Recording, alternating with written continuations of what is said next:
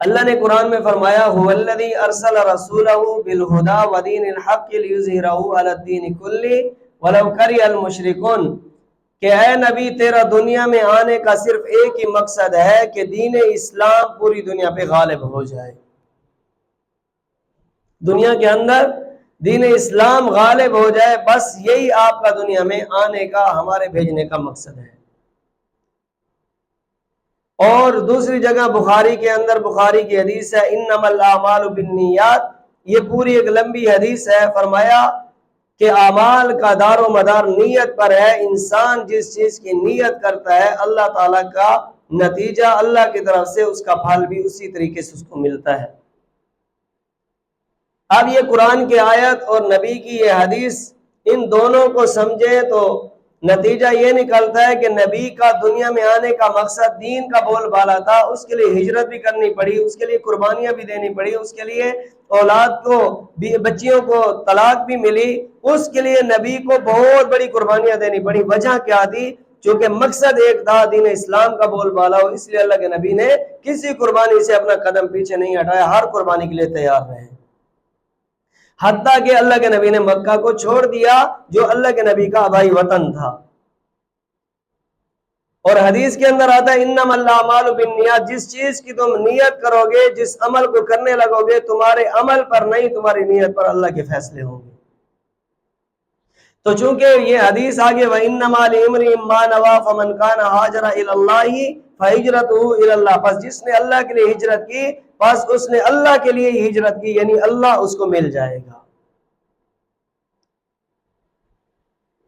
تو میرے بھائی سب سے پہلی چیز کہ ہجرت کے متعلق سب سے پہلی بات کہ ہجرت کی فضیلت کیا ہے،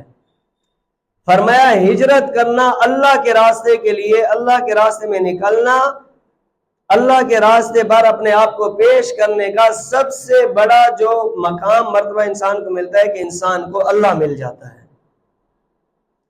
فرمایا جسے اللہ ملا اسے سب ملا، فرمایا جسے اللہ ملا کچھ نہ ملا سمجھو سب کچھ مل گیا، اور جسے اللہ نہ ملا سب کچھ دنیا کا مل گیا سمجھو کہ اسے کچھ نہ ملا۔ تو ہجرت کرنے کا سب سے بڑا فائدہ، سب سے بڑی فضیلت ہجرت کی کیا ہے کہ انسان جب اللہ کے راستے میں نکلتا ہے تو اس سے اللہ اپنا تعلق جوڑ لیتے ہیں، اللہ اس کو اپنا محبوب بندہ بنا لیتے ہیں۔ کیوں؟ اس لیے کہ سب سے مشکل کام آج کے دور میں اللہ کے راستے میں اپنے آپ کو نکالنا ہے۔ تو جو بندہ گھر بار بیوی بچے اولاد سب کو چھوڑ کے اللہ کے راستے میں نکلے گا تو قربانی کر رہے ہیں کہ نہیں کر رہا؟ فرمایا جس نے اللہ کے راستے میں قربانی کی پھر اللہ اس کو کیسے چھوڑ دیں گے؟ اللہ کے ہاں اس کا مقام بڑھ جاتا ہے، اس کو اللہ مل جاتا ہے۔ فرمایا دوسری فضیلت کیا ہے کہ جو بندہ ہجرت کرتا ہے اس کو اللہ جنت کی خوشخبری دیتے ہیں،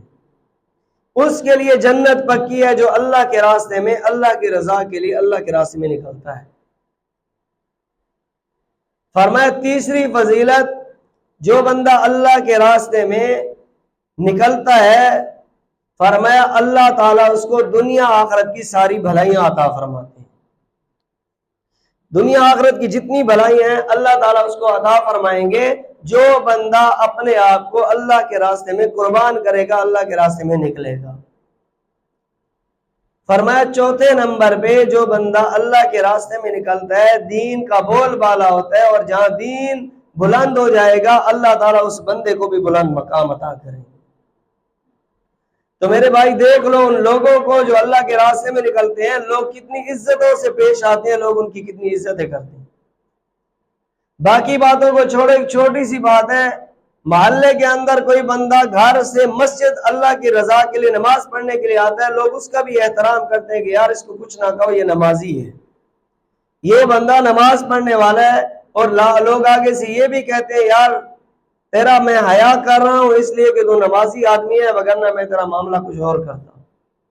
تو اس سے اندازہ لگایا جو بندہ ایک نماز کے لیے گھر سے 4 قدم نکل کے مسجد آتا ہے اللہ اس کو اتنا مقام دے رہے ہیں، اور جو بندہ دین کی سربلندی کے لیے اللہ کے راستے میں نکلے گا اللہ کے ہاں اس کا کیا مقام ہوگا۔ تو میرے بھائی یہ فضیلت ہے اللہ کے راستے میں نکلنے کی۔ اور فرمایا کہ جو بندہ اللہ کے راستے میں نکلتا ہے اللہ کی مدد اس کے ساتھ شامل حال ہوتی ہے، اللہ اس کو بیار و مددگار نہیں چھوڑتے بلکہ دوسرا اس کے ساتھ اللہ ہوتا ہے، وہ تنہا نہیں ہوتا۔ تو پہلی بات یہ مکمل ہوئی کہ انسان اللہ کے محبوب پیغمبر نے جو ہجرت کی اس ہجرت کو